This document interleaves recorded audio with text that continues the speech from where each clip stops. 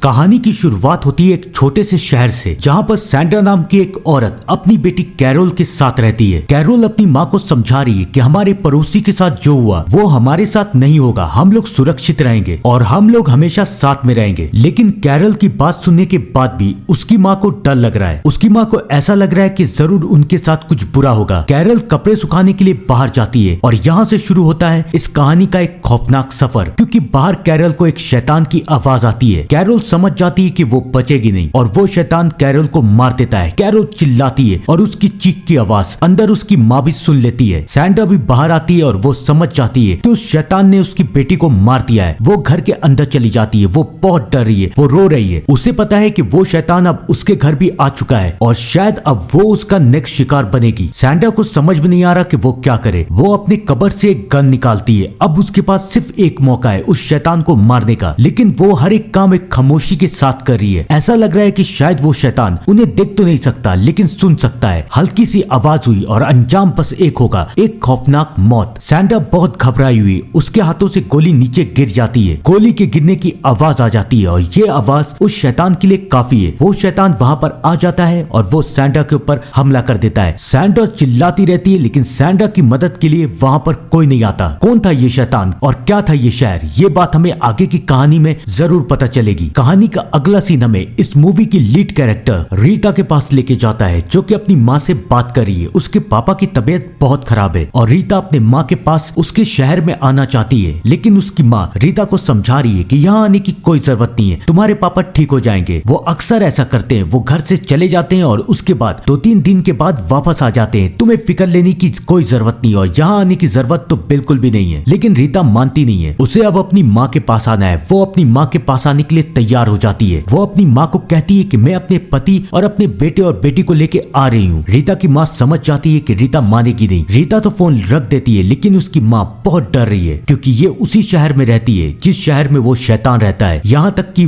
उसकी माँ सैंड्रा की ही पड़ोसी है। अब उसकी माँ को समझ में नहीं आ रहा कि वो अपनी बेटी को कैसे रोके। इन सारी बातों से अनजान रीता अपने पति एलन को कहती है कि हम कल मेरी माँ के घर जाएंगे। एलन काफी अच्छा हस्बैंड था, वो रीता की बात मान जाता है। सुबह होती है, एलन और रीता अपने बेटे बेन के पास जाते हैं। बेन उन्हें कहता है कि आपकी बेटी और मेरी बहन चार्ली अपने बॉयफ्रेंड टाइलर के साथ अंदर लड़ाई कर रही है। वो दोनों इतना लड़ते हैं तो वो दोनों अलग क्यों नहीं हो जाते। लेकिन रीता अपने बेटे को समझाती है कि सब कुछ ठीक हो जाएगा। रीता अंदर की तरफ जाती है और हमें ये दिखाया जाता है कि चार्ली और उसके बॉयफ्रेंड टाइलर के बीच में लड़ाई हो रही है। टाइलर ने चार्ली के लिए कोई और प्लान बनाया था, लेकिन अब एन मौके पे चार्ली को अपनी नानी घर जाना पड़ रहा है और वो चाहती है कि टाइलर भी उसके साथ आए। उन दोनों के बीच में काफी आर्ग्यूमेंट होती है, लेकिन आखिरकार टाइलर मान जाता है। टाइलर चार्ली के नानी के घर जा रहा है उसके साथ। अब वो सब वहाँ से निकलते हैं और अब वो सब रीटा के घर जा रहे हैं। रीटा का शहर यहाँ से बहुत दूर है। वहाँ तक पहुँचते पहुँचते कम से कम आधा दिन तो निकल ही जाएगा। वो लगभग उनके शहर के बाउंड्री पे पहुँच जाते हैं और उनके शहर के बाहर एक लैब बनी हुई है, लेकिन किसी को नहीं पता कि ये लैब किसकी है और कौन इस लैब के अंदर काम करता है। रीटा सबको ये बताती है कि मेरे बचपन से ये लैब यहाँ पर बनी हुई है, लेकिन किसी को नहीं पता कि इस लैब के अंदर आखिर हो क्या रहा है। कोई इन सारी बातों पे ध्यान नहीं देते क्योंकि सबके पास इन सारी बातों के लिए वक्त नहीं था। सबको रीता के घर जाना था, उसकी माँ को देखना था। रीता अपने माँ के घर पहुँचती है, लेकिन ये क्या, रीटा अपना पूरा घर तलाश लेती है लेकिन उसकी माँ या उसके पापा उसके घर में है ही नहीं। रीटा बहुत परेशान हो रही है। वो एलन को सब कुछ बताती है। एलन उसे समझाता है कि जरूर तुम्हारी माँ हमारी पड़ोसी सैंड्रा के घर गई होगी, हमें वहाँ जाके चेक करना चाहिए। एलन और रीटा सैंड्रा के घर जा रहे हैं, लेकिन उन्हें तो पता भी नहीं है कि सैंड्रा के घर में आखिर हुआ क्या है। वो लोग सैंड्रा के घर में पहुंचते हैं, देखते हैं उसके घर का दरवाजा खुला हुआ है, उसके घर में खून के दाग है। अब रीटा को बहुत फिक्र हो रही है कि शहर में ऐसा हुआ क्या है, इतनी खामोशी क्यों है, सब कोई अपना घर छोड़ के कहाँ चले गए। एलन और रीटा को कुछ समझ में नहीं आ रहा कि वो लोग क्या करें। एलन रीटा को समझाता है कि हमें हॉस्पिटल चल के चेक करना चाहिए, शायद तुम्हारी माँ तुम्हारे पापा को लेके डॉक्टर के पास गई है। रीटा मान जाती है। रीटा और एलन सबको ये बताते हैं कि वो हॉस्पिटल जा रहे हैं। उनका बेटा बेन ये कहता है कि मैं भी आपके साथ जाऊंगा। वो लोग मान जाते हैं। अब एलन, रीटा और बेन हॉस्पिटल की तरफ जा रहे हैं, लेकिन यहाँ पर एक और चीज होती है, उनकी कार काम ही नहीं कर रही। एलन को समझ में नहीं आ रहा कि अभी तक तो उनकी कार बिल्कुल ठीक थी और उसने कार की सर्विसिंग भी करवाई है, तो उसकी कार काम क्यों नहीं कर रही। लेकिन अभी ये सब सोचने का वक्त नहीं है। वो चार्ली और टाइलर को कहता है कि तुम लोग कार को चेक करो, हम लोग शहर जाके हॉस्पिटल में देखते हैं। वो तीनों वहाँ से चले जाते हैं और चार्ली और टाइलर कार को चेक कर रहे हैं, लेकिन उन बेचारों को पता नहीं था कि वो शहर नहीं बल्कि एक कब्रिस्तान में जा रहे हैं। वो शहर में में पहुंचते हैं और देखते हैं कि हर तरफ एक लंबी शांति है, दूर दूर तक कोई नहीं, सबके दुकान सबके घर खुले हुए हैं, जैसे किसी को कोई परवाह ही नहीं है। रीटा को समझ में नहीं आ रहा है कि ये शहर ऐसा कैसे हो गया। उसकी माँ ने तो उसे कुछ नहीं बताया। हाँ, वो काफी साल से इस शहर में आई नहीं है, लेकिन उसकी माँ ने तो कभी कुछ ऐसा नहीं बताया कि इस शहर में ये सब चल रहा है। तीनों के तीनों बहुत परेशान हो जाते हैं। उन्हें एक रेस्टोरेंट दिखता है जहाँ पर उसकी माँ रेगुलर आती थी। वो तीनों रेस्टोरेंट के अंदर घुसते हैं और तब एलन को उस रेस्टोरेंट का मालिक बिली दिखता है। बिली की हालत बहुत खराब है, वो मरने वाला है, लेकिन मरने से पहले वो एलन को समझाता है कि यहाँ से भागो वरना वो आ जाएगा, और अगर वो आया तो अंजाम बस एक ही होगा, एक खौफनाक मौत। अब एलन और उसका परिवार समझ चुके हैं कि शहर में कोई ना कोई तो घूम रहा है जो कि सबका शिकार कर रहा है, लेकिन वो कौन है किसी को नहीं पता। और इन सारी बातों से दूर टाइलर और चार्ली कार को चेक कर रहे हैं, लेकिन टाइलर को बहुत अजीब लग रहा है। उसे समझ में नहीं आ रहा है कि ये कार खराब कैसे हुई है। सब कुछ तो ठीक है। चार्ली टाइलर को समझाती है कि तुम कार को चेक करो, मैं हमारे फार्म में जाके आती हूँ। चार्ली अपने फार्म की तरफ जाती है। वहाँ उसे कुछ अजीब लग रहा है। तभी उसके हाथों से बोतल टूट जाती है और यही एक गलती थी जो कि वो शैतान सुन लेता है। वो शैतान अब वहाँ पर पहुंच जाता है और चार्ली उस शैतान को देख लेती है। वो समझ जाती है कि शायद ये शैतान उसकी आवाज सुन के यहाँ तक आया है। वो धीरे धीरे करके दूसरे कमरे की तरफ भागती है और वहाँ जाने के बाद चार्ली के हैरानी का कोई ठिकाना नहीं होता, क्योंकि वो ये देखती है कि उसकी नानी को शैतान ने बांध के रखा है। शायद वो उसकी नानी को बाद में खाएगा। चार्ली बहुत डर जाती है। चार्ली को देख के उसकी नानी उससे कहती है भागो यहाँ से, आवाज मत करना, यहाँ से भागो। लेकिन अब बहुत देर हो चुकी है। वो शैतान चार्ली के पास आ चुका है और वो चार्ली पे हमला कर देता है। चार्ली बहुत घायल हो चुकी है। वो किसी तरह से उससे बच के वहाँ से भागती है। वो शैतान भी उसके पीछे पीछे भाग रहा है। वो टाइलर के पास जाती है, टाइलर को लेके ट्रक के पास जाती है। टाइलर को कुछ समझ में नहीं आ रहा कि चार्ली इतनी घायल कैसे हो गई और यहाँ पर हो क्या रहा है। चार्ली ट्रक के अंदर घुस जाती है और वो टाइलर को भी बुला रही है, लेकिन अब बहुत देर हो चुकी है, क्योंकि वो शैतान टाइलर की आवाज सुन के वहाँ पर आ चुका है और वो टाइलर के ऊपर हमला कर देता है। चार्ली ये देखती है कि वो शैतान टाइलर को नोच नोच के खा रहा है। चार्ली बहुत डर जाती है। वो ट्रक का दरवाजा बंद कर देती है। वो शैतान ट्रक के बाहर है और उसे भी पता है कि उसका एक शिकार ट्रक के अंदर है और वो अपने शिकार को आसानी से जाने तो नहीं देगा। वो ट्रक को तोड़ने की कोशिश करता है, लेकिन वो तोड़ नहीं पाता। अब वो ट्रक के बाहर ही है। चार्ली के बॉयफ्रेंड टाइलर को खा रहा है। अब रात हो चुकी है और एलन, बेन और रीटा तीनों वहाँ पर पहुंच चुके हैं। वो ट्रक के पास उस शैतान को देख लेते हैं और ये भी देख लेते हैं कि वो शैतान टाइलर को खा रहा है। उन्हें ये भी समझ में आ चुका है कि उनकी बेटी ट्रक के अंदर है, लेकिन अभी अगर वो ट्रक के अंदर गए तो अंजाम बस एक होगा, एक खौफनाक मौत। एलन अपनी बीवी और बेटे को लेके घर में जाके छुप जाता है। वो अपने परिवार को समझाता है कि वो शैतान हमें देख नहीं सकता, लेकिन हमें सुन सकता है, और वो इंतजार करता है कि सामने वाला कुछ आवाज करे, कुछ हरकत करे, और उसी का फायदा उठा के वो हमें मार देता है। तो अब हमें आवाज करना ही नहीं है, हमें सिर्फ चार्ली को बचाना है और यहाँ से निकलना है। अब एलन काफी इंतजार करने के बाद चार्ली को बचाने के लिए ट्रक की तरफ जा रहा है। चार्ली भी अपने पापा को देख रही है। एलन वहाँ पर आ जाता है। वो ट्रक का दरवाजा खोलता है। चार्ली बच चुकी है। अब एलन अपनी बेटी के साथ वहाँ से निकलने की कोशिश करता है, लेकिन अब बहुत देर हो चुकी है। वो शैतान वहाँ पर लौट के आ चुका है। एलन समझ जाता है कि उसकी और उसकी बेटी की जान एक साथ नहीं बच सकती और वो अपनी बेटी की जान बचाने के लिए चिल्ला देता है। वो शैतान एलन के ऊपर हमला कर देता है और चार्ली घर की तरफ भाग जाती है। अब घर में रीटा